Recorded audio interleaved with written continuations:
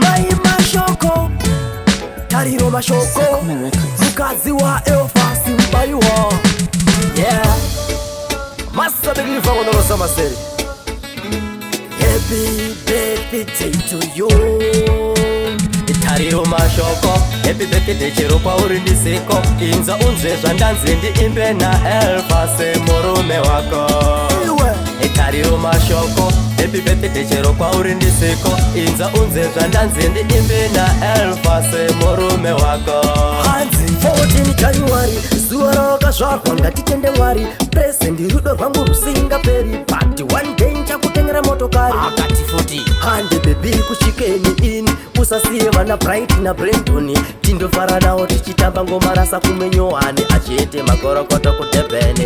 Tariro Mashoko. Happy birthday chero kwa urindisiko. Inza unze zvandanzi ndi imbe na Elfa se murume wako.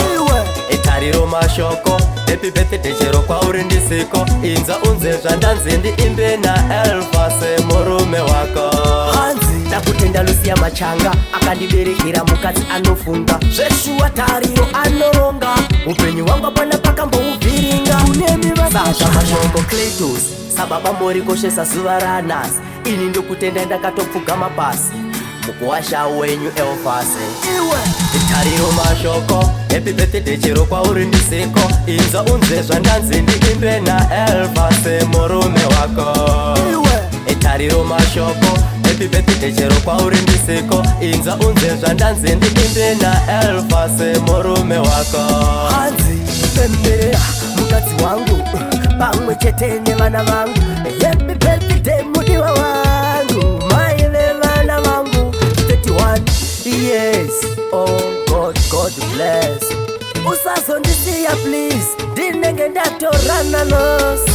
Tariro Mashoko. Happy birthday chero kwa urindisiko. Inza unze zvandanzi ndi imbe na Elfa se murume wako. Tariro Mashoko. Happy birthday chero kwa urindisiko. Inza unze zvandanzi ndi imbe na Elfa se murume wako. Masa bigli fa mondano sabasere. Papa Princess Yemiseya. Doc Otera. Happy birthday to your wife. Tariro Mashoko. Badashida Luda Bakufa.